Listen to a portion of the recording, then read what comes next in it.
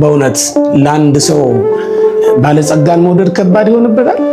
እግዚአብሔር ባለጸጋ ነው፣ ግን ባለጸጋውን እግዚአብሔርን መውደድ እንዴት ከባድ እንደሆነብን ተመልከቱት ክርስቲያኖች። ድሃን መውደድ ከባድ ነው፣ እውነት ነው ለባለጸጎች። ታችኛውን መውደድ ከባድ ነው ለላይኞች። የተሾሙት ሰዎች ያልተሾሙትን ለመውደድና ለማክበር ለመቀበል ሊከብዳቸው ይችላል። ግን በእውነት ስልጣን የሌለን እኛ ንጉሥን ለመውደድ እንዲህ መግደርደር ነበረብን? ድሆችኛ ባለጸጋውን እግዚአብሔርን ለመውደድ እንዲህ መጓደድ ነበረብን ብላችሁ ታስባላችሁ? ምንም የሌለን እኛ በእውነት ሁሉ ያለውን አምላክ ለመውደድ ሁሉ ባለው አምላክ ቤት ውስጥ ለመኖር እንዲህ መለመን ነበረብን? በእውነት ምን አይነት ድሆች ነን እኛ ሰዎች! ምን አይነት ዝቅታ ላይ እንዳለን ተመልከቱ ክርስቲያኖች። በእርግጥ በጨለማ ውስጥ ያለ ሰው ብርሃን አለ ቢሉት የብርሃንን መልክ መጥቶ እስኪያየው ድረስ ላይረዳው ይችል ይሆናል። ብርሃን በመጀመሪያ አይቶ የማያውቅ ሰው ከሆነ የእግዚአብሔርን ፍቅር ያልቀመሳት ሰው ልክ እንደዚያ ነው። በእርግጥ በቃና ዘገሊላ ሰርግ ላይ ብንገኝ ኖሮ ጌታችን መድኃኒታችን ኢየሱስ ክርስቶስ ውሃውን ወደ ወይን ጠጅ ከመለወጡ በፊት የነበረውን የወይን ጠጅ እየጠጣን ያለን ቢሆን ኖሮ ያን ጊዜ ብንጠየቅ በኋላ ጌታ ስለለወጠው ወይን ጣዕም ምንም አይነት እውቀቱ የለንምና ያንን ልንመኝ ያንን ልንሻ እንችል ነበር? በፍጹም ልናደርገው አንችልም።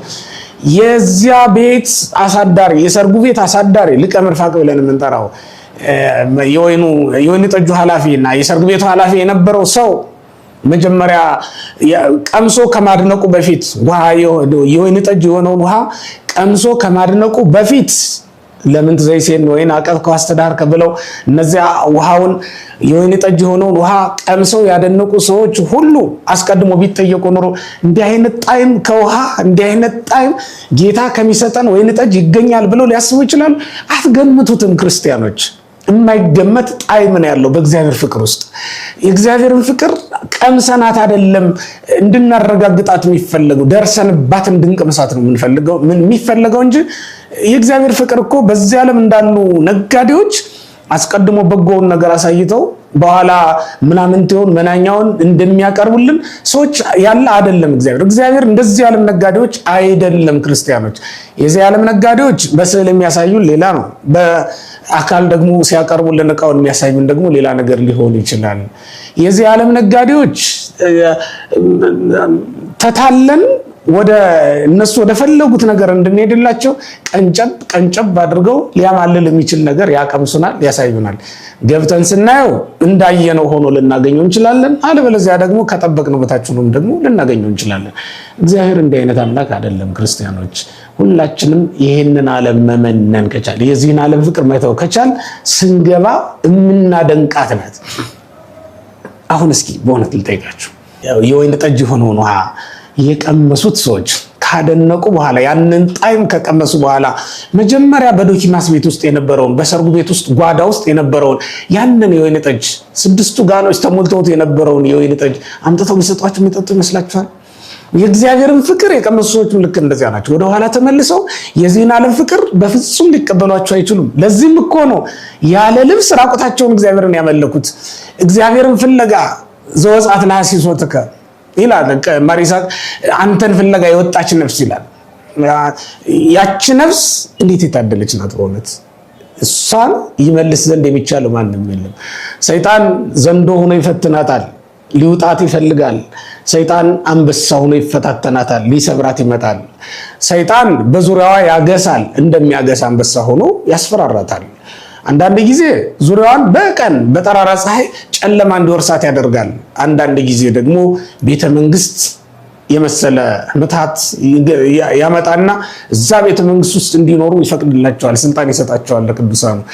በቃ መንኩስናን ብትተው ቆብህን ብትቀድ ፈጣሪን ብትክድ እንዲህ ባለ ቤተ መንግስት ውስጥ አኖርሃለሁ ብሎ ቃል ኪዳን ይገባላቸዋል። መነኮሳት ግን ያንን ሁሉ እንደ ቀላል ነገር ይቆጥሩታል። የዚህ ዓለም ጣዕም ከእግዚአብሔር ፍቅር ጋር የሚነጻጸር አይደለም። ክርስቲያኖች ብትቀምሱት እንደ ቃና ዘገሊላ ሰዎች በሆን ነበር። ያ ስለማይገባን እኮ ነው በወርቁም በብሩም በዚህ ዓለም ፍቅር በጠቅላላው ተስበን የምንሄደው። በነገራችን ላይ አንድ ነገር ማስተዋል ይገባናል። ወርቁን ብሩን መሰብሰብ አይደለም ፍቅረ ነዋይ።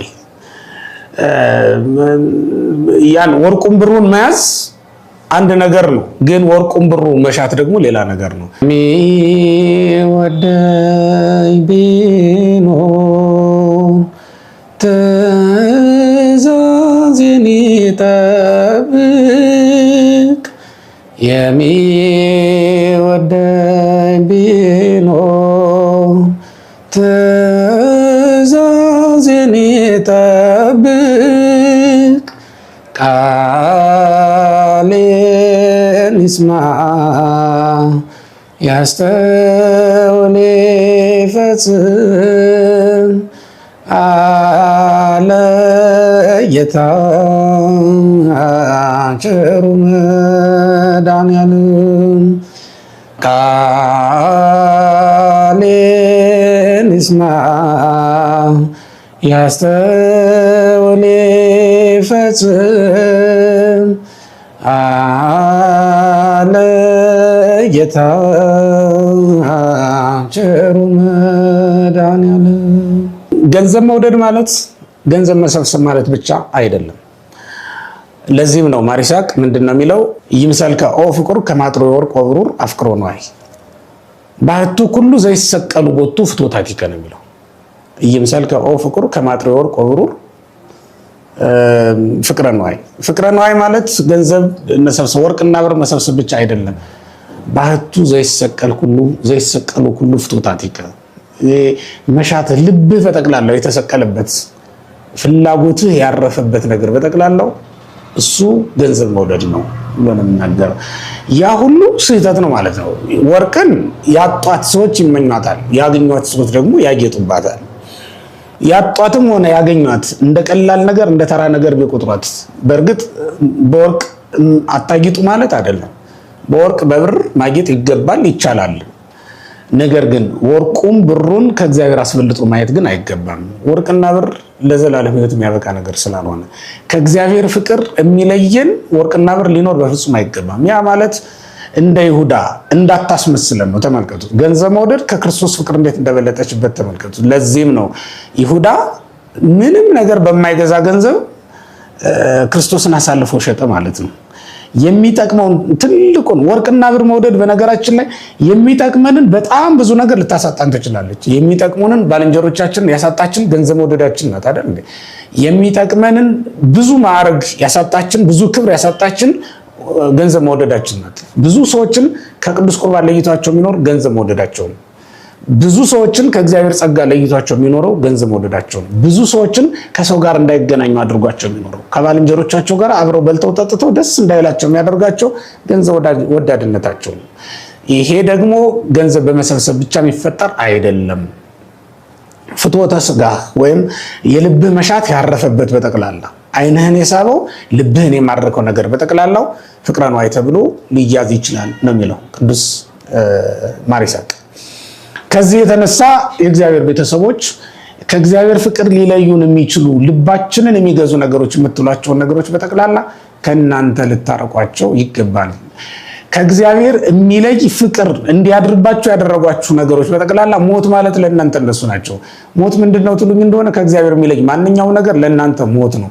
ከባድ ሸክም ከባድ መከራ ምንድነው ትሉኝ እንደሆነ ከእግዚአብሔር ፍቅር የሚለያችሁ ማንኛውም ነገር ልክ እንደዛው ለእናንተ ትልቅ ሸክም ነው። ትልቅ ፈተና ማለት እሱ ነው። በቃ ከእግዚአብሔር አንድነት የሚለይ የነፍስ እንቅፋቷ ከእግዚአብሔር ፍቅር የሚለይ ፈተና፣ ከእግዚአብሔር ፍቅር የሚለይ ሌላ ፍቅር ካለ ነው። የወንድ ፍቅር ከእግዚአብሔር ፍቅር የለያቸው ሴቶች፣ የሴት ፍቅር ከእግዚአብሔር ፍቅር የለያቸው ወንዶች ካሉ የነሱ ትልቅ እንቅፋት የነፍሳቸው እንቅፋት ያ ወንድ ወይም ያቺ ሴት ናቸው ማለት ነው። ከእግዚአብሔር ፍቅር ሊለያችሁ የሚችል የወንድ ፍቅር ከእግዚአብሔር ፍቅር ሊለያችሁ የሚችል የሴት ፍቅር በፍጹም ሊኖራችሁ አይገባም። እግዚአብሔር ቤተሰቦች የቤታችሁ ፍቅር፣ የሹመታችሁ ክብር፣ ይሄ ሁሉ ከእግዚአብሔር ፍቅር ከእግዚአብሔር አንድነት ሊለያችሁ በፍጹም አይገባም። እግዚአብሔርን የምታስመስላችሁ ፈተናን ሁሉ ድል እንድትነሱ የምታደርጋችሁ ኃይልን ከእግዚአብሔር የምትቀበሉባት ትልቅ ጣዕመ ነፍስን ማለት ነው። ጣዕመ ሕይወትን እርካታን የምታገኝባት እኮ ፍቅረ እግዚአብሔር ናት። አለበለዚያ በእውነት ወገኖች በባህር መካከል እንደምትመላለስ መርከብ እንደምትመላለስ ጀልባ መሆናችን አይደለም እንዴ? ያም በቀኝም የነፈሰው ነፋስ በግራም የነፈሰው ነፋስ አቅጣጫዋን ሲያስቀይራት ነው ወደቡ ላይ መድረስ የተሳናት ነፍስ ማለት ፍቅረ እግዚአብሔር ማግኘት ፍቅረ እግዚአብሔር መቅመስ ያልቻለች ነፍስ ናት ማለት ነው። ቅዱስ ጴጥሮስን ተመልከቱት። ጌታ መልሶ መላልሶ 3 ጊዜ ጠየቀው። በዮሐንስ ወንጌል ምዕራፍ 21 ቁጥር 15 ጀምሮ እንደምንመለከተው ታፈቅረኒኑ ፈድፋደ እምሉ ይላል። ከነዚህ ይልቅ በእውነት ትወደኛለህን ብሎ ጌታ ጠየቀው። እንደውም አረጋዊ መንፈሳዊ ስለ ቅዱስ ጴጥሮስ የሚያነጽ ፈድፋደ እምሉ ነው ያለው። ከነዚህ ይልቅ ትወደኛለህን ይላል። ዓለምን ከሚወዱ ሰዎች በዓለም ፍቅር ከተያዙ ሰዎች በላይ እግዚአብሔርን ትወዱታላችሁ? እግዚአብሔር ያለው ይህንን ነው። ትወደኛለህን አለው ይላል። ከዛ በኋላስ ራእይ ያባገ በጎችን ጠብቅ ብሎ የራሱን ሹመት ሾመው ይላል። በራሱ ስም ጠራው። ተመልከቱት። ክርስቶስ በዚህ ዓለም ሳለ እኔ የበጎች እረኛ ነኝ ብሎ ነበረ። የበጎች እረኛ ተብሎ የተጠራው ክርስቶስ ጴጥሮስንም የበጎች እረኛ አድርጎ ሾመው ማለት ነው። ክርስቶስ የራሱን ሹመት የሾመው ክርስቶስ በራሱ ስም የጠራው ምን ቢያደርግ ነው ትሉኝ እንደሆነ አንዲት ጸጋ ብቻ ናት የተገኘችበት፣ እግዚአብሔርን መውደድ። አንተ ተአምር ከማአና ፈቅረከ ነው ያለው። እኔ እንደወድህ አንተ ታውቃለህ ነው ያለው። እግዚአብሔር ዛሬ በእውነት ትወደኛለህን ከነዚህ ይልቅ ቢለን፣ ከአሕዛብ ይልቅ ትወደኛለህን ቢለን፣ በእኛ በክርስቶስ ያመን ክርስቶሳውያን ሁላችን ከአሕዛብ ይልቅ እግዚአብሔር እንወደዋለን። እኛ ገንዘብ፣ ሀብት፣ ሹመት፣ ሽልማት ከማረካቸው ካሸነፋቸው ከነዚያ ሰዎች ይልቅ እግዚአብሔር እንወደዋለን፣ ክርስቶስ እንወደዋለን። በእውነት ትወደኛለህን ብሎ ቢጠይቀን እዎ አንተ ተአምር ከማአና ፈቅረክ ማለት እንችል ይሆን? ይሄ ከባድ ነው። በእውነት ከባዱ ጥያቄም ይሄ ነው። ትወደኛለህን ብሎ ቢጠይቀኝ መልሱ ሊከብደን ይችላል። ምክንያቱም ከአሕዛብ ይልቅ መውደዳችን በምን ሊረጋገጥ ይችላል? ይሄን በእርግጥ በኋላ ሌላ ጊዜ ደግሞ የምንመጣበት ነው የሚሆነው። የሆነው ሆኖ ግን ከአሕዛብ ይልቅ የበለጠ እንድንወደው ይፈልጋል። በዚህ ዓለም ካሉ ሰዎች ወይም በዓለም ፍቅር ከተያዙ ሰዎች ይልቅ ከነሱ በላይ ልንወደው ይገባናል አምላካችን እግዚአብሔር ማለት ነው። እግዚአብሔር ከኛ የሚፈልጋት ትልቅ ጸጋ ወይም ትልቅ ነገር ሕጉን መጠበቅ ናት የመጀመሪያዋ። ከዛ ደግሞ ባልንጀራ እንደራስ አድርጎ መውደድ ናት ማለት ነው። እሷ የእግዚአብሔር ፍቅር እንዲገለጥልን ታደርገናለች። እንግዲህ ተመልከቱት። በቃና ዘገሊላ የተደረገውን ልብ በሉ። የመጀመሪያው ኩሎ ዘይቤለክሙ ግበሩ የሚለው ትእዛዝ ነው። ልብ በሉ። የሚላችሁን ሁሉ አድርጉ ተብለው የታዘዙት ትእዛዝ ነው። እሷም በልባቸው ያዙ፣ እሺ አሉ። ውሃ ቀዱ ተባሉ፣ ውሃ ቀዱ። ተመልከቱት። ውሃ መቅዳት ወይን ለመስራት ምንድን ነው የሚያገለግለው ብለው እንኳን አልጠየቁም። ምክንያቱም የመጀመሪያው ትእዛዝን መቀበል ስለሆነ ነው። አንዱ አገልግሎት ትእዛዝን መቀበል ነው። የኛ እኮ ትልቁ ችግራችን ትእዛዛትን አንቀበልም። የእግዚአብሔር ትእዛዛት ስንቶቹን እናውቃቸዋለን? ከ10 ትእዛዛት ስንቶቹን እንፈጽማቸዋለን? በወንጌል የተጻፉ 10 ቃላትን ሊፈጽሙ የተዘጋጁ 6 ቃላትም አሉ በማቴዎስ ወንጌል ምዕራፍ 5 ላይ የተቀመጡ። እነዚያን ምን ያክል መላልሰን አጥንተን በተግባር እንፈጽማቸዋለን? እሱ ነው በጣም ከባዱ ነገር። ትእዛዛትን መጠበቅ ብንችል ኖሮ ባልንጀሮቻችንን መውደድ ባልከበደንም ነበር። ስለዚህ እግዚአብሔር ከዚህ እንድንጀምር ይፈልጋል። ዛሬ ትእዛዙን ከመጠበቅ የሚወደኝ ቢኖር ትእዛዜን ይጠብቅ ብሎ ነውና ጌታ የተናገረው ያስተማረው። እግዚአብሔርን እንወዳለን ብንል ትእዛዙን ግን የማንጠብቅ ብንሆን ከባድ ነው። ክርስቲያኖች በእውነት አጥርና ቅጥር የሌለውን ቤት ከወራሪ ከዘራፊ መጠበቅ ከባድ አይሆንብንም? በእውነት ያልቆለፍነውን ወርቅ ብር ከሌባ ከዘራፊ መጠበቅ ከባድ አይሆንብንም? በእውነት ሕገ እግዚአብሔር ማለት እኮ ለነፍስ አጥሯ ቅጥሯ ነው። በአጥር በቅጥር ከዘራፊ ከወንበዴ መጠበቅ አይከብደን ይሆናል። ነገር ግን አጥር ቅጥር የሌለው ከሆነ ስንቱን ይጠብቋል? በእውነት ክርስቲያኖች ያልተቆለፈበትን ወርቅና ብር ከሌባ እንዴት ያድኑታል? በትእዛዛት በሕገጋተ እግዚአብሔር ያልተከበበችንም ነፍስ መጠበቅ በጣም አደጋ ነው። በጣም ከባድ ነው። ክርስቲያኖች በስንት በኩል ተጠብቁታላችሁ? በምስራቅ ስትጠብቁ ሌባ በምዕራብ ይመጣል። በምዕራብ ስትጠብቁ በሰሜን ወይም ደግሞ በደቡብ በኩል መጥቶ ያጠቃችኋል። ስለዚህ አጥራችን ቅጥራችን የመጀመሪያው ትእዛዛቱን መጠበቅ መሆኑን እንዳንረሳ። ሕገ እግዚአብሔር ለነፍስ አጥሯ ቅጥሯ ነው። እስመ ሐጹራ ለነፍስ ትእዛዝ እግዚአብሔር ነው። ቅጽራ ጥቅማ በቃ የነፍስ ማደሪያ ተከባበት የምትኖረው ትእዛዝ እግዚአብሔር። ትእዛዝ እግዚአብሔር ነው። በትእዛዝ እግዚአብሔር የተከበበችን ነፍስ ደግሞ ሌባ የሚመጣው በአንድ በኩል ነው። መጠበቂያችንን አዘጋጅተን መጠበቅ እንችላለን ማለት ነው። አለበለዚያ ግን በእውነት ለመጠበቅ በጣም እንቸገራለን። ሌባም ዘራፊ ወራሪም እንደፈለገ ሊገሳገስበት ይችላል ማለት ነው። አጥር ቅጥር የሌለውን ቤት እንስሳት ይታከኩታል፣ አራዊት ይገሳገሱበታል። በሌሊትም ሆነ በቀን ለባለቤቱ የማይመች እረፍት አልባ ነው የሚሆነው። አሁን ነፍሳችን እረፍት የሌላት እኮ ከዚህ የተነሳ ነው በእውነት ወገኖቼ። ትእዛዙን ስለማንጠብቅ ስለማናክብር እረፍት አጣን። አሁን እረፍት የለንም። ሌሊት እንቃዣለን፣ ቀን ብዙ እንጨነቃለን፣ እናስባለን። በእውነት በሀብት ተከበን በሰው ተከበን የሀብት የሰው ችግር ሳይኖርብን እንዲህ መጨነቃችን ለምንድን ነው? በእውነት እንዲህ እረፍት ማጣታችን፣ ጣዕም ማጣታችን፣ ተድላ ደስታ ማጣታችን ይከውን እረፍታው ተድላ ቦቱ አይደል ነበር የሚለው መጽሐፍ። እረፍቷ ተድላዋ በምን ይሆናል ትለኝ እንደሆነ ነፍስ እንተ ታፈቅሮ ለእግዚአብሔር ይከውን እረፍታው ተድላ ቦቱ ነው የሚለው ማር ይስሐቅ። በቃ እግዚአብሔርን የምትወድ ነፍስ እረፍቷም ተድላዋም በፈጣሪዋ ይሆናል ብሎ ነው የተናገረው። አሁን እረፍት ማጣታችን ከዚህ የተነሳ አይደል እንዴ? አሳ በሚታወቅ ባህር ውስጥ ይዋኛል። የባህሩ መታወክ አሳውን አያስጨንቀውም። የዓለም መታወክ እኛን ምንም ባላስጨነቀን ነበር። እግዚአብሔርን መውደድ ቢሰጠን ኖሮ በእውነት ትእዛዙን መጠበቅ ብንችል ኖሮ አሁን ዓለምን የሚያናውጣት ፈተና በጠቅላላ እኛን ሊያንቀጠቅጠንና ሊያናውጠን ባልተቻለው ነበር። በእውነት ክርስቲያኖች ከእግዚአብሔር ተወልደን በዚህ ዓለም እንኖራለን። ከእግዚአብሔር ተወልደናልና ሰማያዊ ዘርን ተቀብለናልና ዓለም በምትናጥበት በምትናወጥበት ወጀብና ማዕበል ጸጥታችንን ልናጣ ባልተገባንም ነበር። ምክንያቱም እኛ ከእግዚአብሔር ነን። ከዚህ ዓለም ብቻ ብንሆን ኖሮ ይገባል። ከዚህ ዓለም የሆኑትን ሁሉ ፈተና ያናውጣቸዋል። ከዚህ ዓለም የሆኑትን ሁሉ ፈተናው ድል ይነሳቸዋል። እዩት፣ በባህር መካከል አሶች ማዕበል ወጀቡ የትኛውንም ያህል ከባድ ቢሆን በዛው እየዋኙ ጸጥታቸውን አስከብረው ሰላማቸውን አስከብረው ህይወታቸውን ያስቀጥላሉ። በባህሩ ላይ የባህሩ ማዕበል ሞገድ በታወቀ ቁጥር ደግሞ በባህሩ ላይ የሚንሳፈፉ ሌሎች ባዕድ ነገሮች እየወጡ ይወድቃሉ። ማዕበል ወጀብ ማለት እንደዚህ ነው። የዚህን ዓለም ሰዎች ያናውጣቸዋል፣ እርስ በርሳቸው እንዲገዳደሉ ያደርጋቸዋል። በወዲህኛው ዓለም እድሜያቸው ሲያጥርባቸው፣ በወዲያኛው ዓለም ደግሞ እግዚአብሔር የዘላለም ህይወትን ሲከለክላቸው አስባችሁታል? በእውነት እኛ ግን በዚህ ዓለም ፈተናው ጸጋ ሲጨምርልን፣ በወዲያኛው ዓለም ደግሞ ከተቀበልነው መከራ የተነሳ እግዚአብሔር ሰማያዊ አክሊልን ሰማያዊ ብድራትን ሲያቀዳጀን ሲያወርሰን ተመልክታችሁታል? በታመምነው መታመም ልክ በተቀበልነው መከራ ልክ እግዚአብሔር ጸጋውን ሲያወርሰን ይሄ ትልቅ ነገር ነው ለኛ።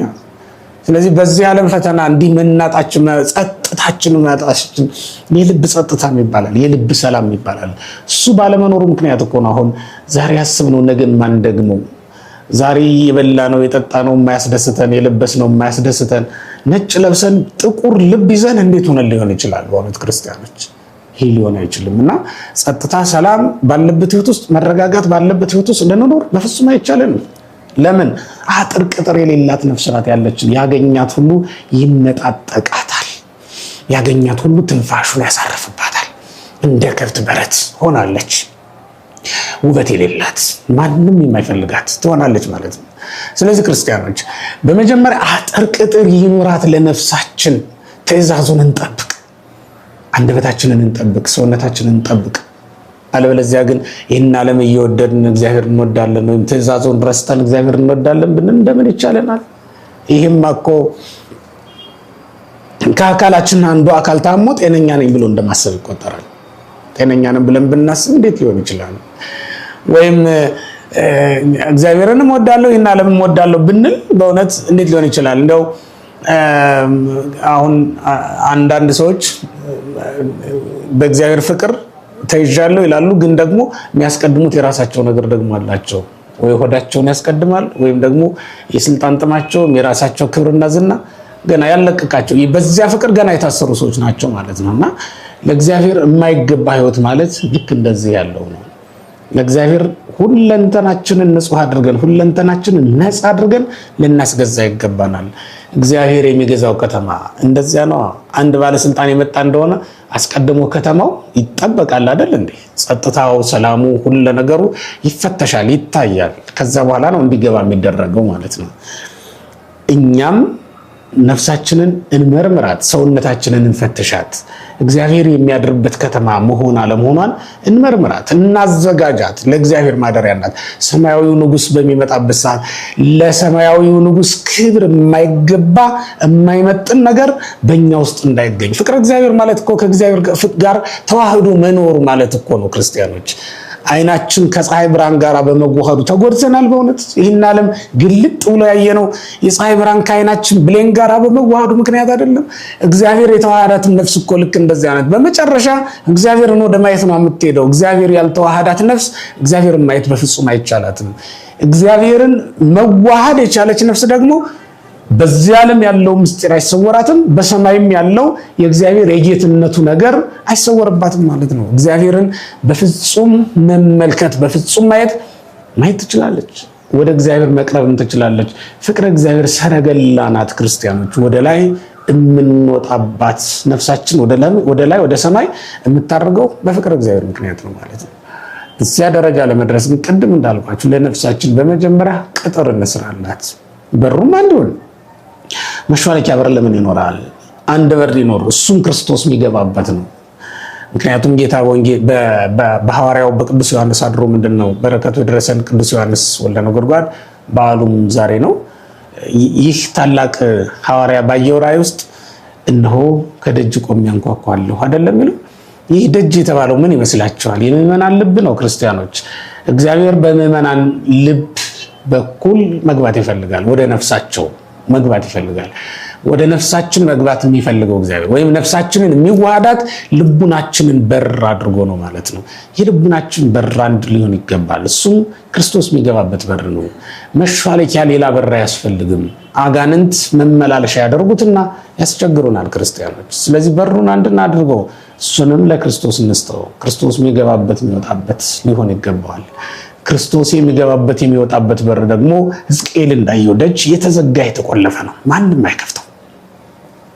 የኃያላን አምላክ ገብቶበታልና እንደተዘጋ ይኖራል አይደለም የሚለው ትንቢተ ሕዝቅኤል ምዕራፍ 44 ቁጥር 1 ላይ የተመዘገበው ያ ትልቅ ራእይ የምዕመናን የክርስቲያኖችን ልብ ነው የሚያመለክተው። ሌላ ትርጉም አለው ግን አሁን ከያዝነው ትምህርት አንፃር የክርስቲያኖች ልብ በዚህ አዳራሽ ይመሰላል ማለት የተቆለፈ ነው። ለምን?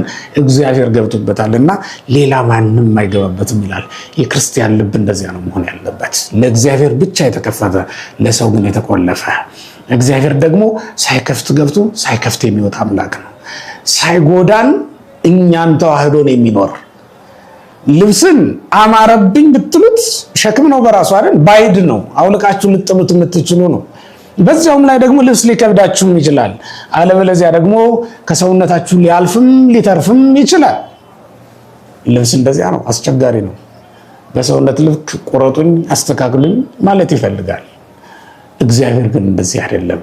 እንደ ሸክም የማንቆጥረው ሲዋሃደን ደስ የሚያሰኘን አድሮብን የሚኖር ራቁታችንን እንኳን ብንሆን የማናፍርበት ልብሳችን ነው እግዚአብሔር። እግዚአብሔር ፍቅር ማለት ከእግዚአብሔር ጋር ተዋህዶ መኖር ማለት ነው። ክርስቲያኖች በእግዚአብሔር ፍቅር የታሰረች ነፍስ ማለት ከክርስቶስ ጋር ተዋህዳ የምትኖር ነፍስ ማለት ነው። ይህችን አይነት ነፍስ እንድትኖረን ነው። ይህ ደግሞ እንደ ልብስ የማይከብደን ቁረጡኝ አስተካክሉኝ የማይል እኮ ነው። ማለት ሲዋሃደን እንዲሁ አድሮብን ጸንቶ በእኛ ላይ ጸንቶ የሚኖር ነው። የእግዚአብሔር ፍቅር በልዩ ልዩ መንገድ ሊገለጥ ይችላል። ክርስቲያኖች የእግዚአብሔርን ፍቅር በተመለከተ ሌላ በተጨማሪ ይዤላችሁ ቀርበው ሌላ ትምህርት ሊኖር ይችላል በሌላ ጊዜ። ለዛሬ ግን እንግዲህ የእግዚአብሔርን ፍቅር እንድናገኝ እነዚህን ላሳስባችሁና ልጨርስ። በመጨረሻ መመላችሁ የእግዚአብሔር ፍቅር ለማግኘት አስቀድሞ ትእዛዛቱን እንጠብቅ። ሁለተኛ ደግሞ ፍቅረ ቢጽን ገንዘብ እናድርግ። ሶስተኛ ከዚህ ዓለም ፍቅር ራሳችንን ነፃ እናድርግ። ነፃ ያልወጣችን ነፍስ እግዚአብሔር ሊዋሃዳት ስለማይችል፣ ምክንያቱም ፍቅረ እግዚአብሔር ታነግሰናለች። ንጉሥ ለመሆን በመጀመሪያ ነፃ መሆን ግድ ነው አይደል? ጌታና ባሪያ መሆን አይቻልም። ከክርስቶስ በቀር የሆነለት ማንም የለም። ክርስቶስ ጌታን ባሪያም ሆኗል። ሰው መሆኑ አምላክነቱ ደግሞ ሰው መሆኑን አላስቀረበትም። ጌትነቱ ባርነቱ ደግሞ ጌትነቱን አላስቀረም። ባርነት ስላችሁ መስቀል መሸከሙንና ሰዎችን ዝቅ ብሎ ማገልገሉን ስንመለከት ነው እግዚኦ ገብር ብለን የምንጠራው። ከዚህ የተለየ ማንም ጌታና ባሪያ ሊሆን አይችልም። የኃጢአት ባሪያ የሆነ ሰው ነፃ ሆኖ የክርስቶስ አገልጋይ መሆን አይቻለውም ማለት ነው። በተጨማሪም ቅድም እንዳልኩት ላሳስባችሁ የምፈልገው ድሃን መውደድ ነው እንጂ የሚከብደው ባለጸጋን መውደድ አይከብድም። በእውነት አስቡት ክርስቲያኖች፣ እግዚአብሔር ደግሞ ባለጸጋ ነው። ባለጸጋውን አምላክ ወደን ከባለጸጋው አምላክ ጋር ብንኖር እንዴት ያለ መታደል በሆነልን ነበር በእውነት።